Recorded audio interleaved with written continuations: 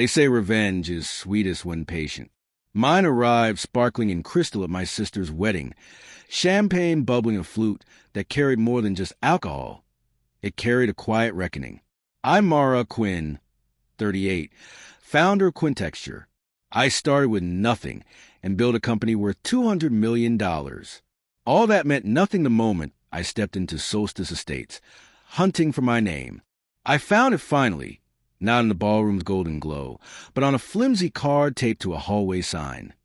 Mara Quinn, Overflow Table 1.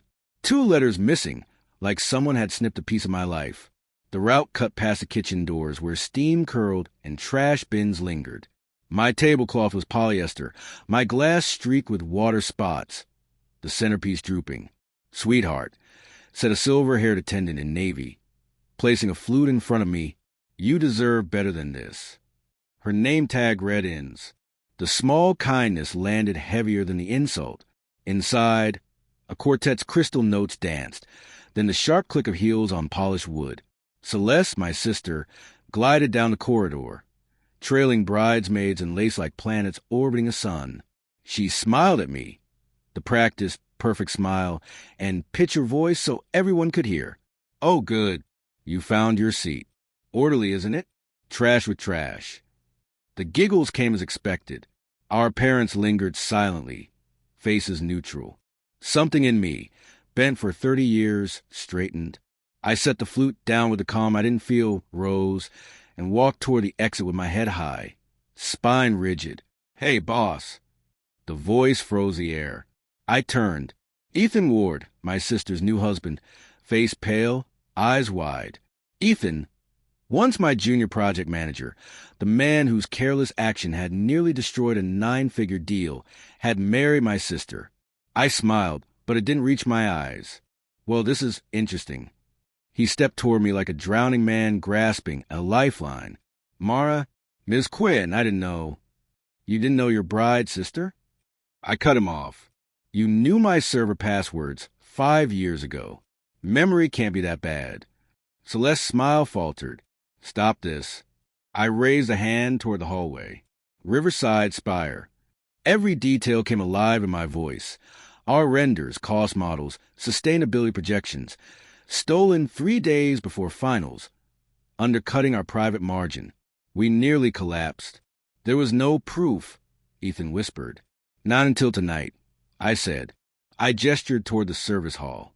In stepped forward, steady as a metronome, holding her phone. She had recorded him at my laptop in the kitchen. Celeste reading from a note. Time-stamped, clear, undeniable. Celeste's bouquet dipped, her eyes flashing. "You can't prove."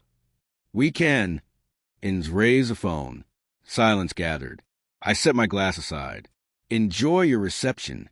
I walked into the vineyard, darkness folding around me. Gravel crunched under heels.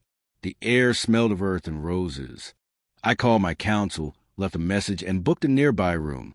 Tomorrow, filings, injunctions, criminal referrals, press statements, hinting everything while naming nothing. Tonight, the night held me. By morning, the footage was in the right hands. Inns had sent it to my counsel, cleanly time-stamped, undeniable. By noon, my firm issued a statement, cooperating with authorities. Facts only. Ethan called from an unknown number. I let it ring. Then Celeste texted. "We need to talk." We met in a quiet cafe off the highway. No tuxedos, no bridesmaids, no armor. "I wanted to hurt you," she admitted, voice small. I told her plainly, "I will not save your marriage. I will tell the truth." And I did. Depositions, affidavits notarized, forensic logs linking the files to the kitchen Wi-Fi that night. Ethan faced consequences, losing his license for 5 years. Celeste filed for annulment and moved into a sublet smelling of paint and hope. I used the settlement to fund scholarships for women in design whose families tried to keep them small, sending the first grant in Inn's name. On the anniversary, I drove through the vineyards at Solstice. The corridors were empty, music warm behind closed doors. I raised a glass to no one and everyone. I don't forgive easily, but I no longer bend.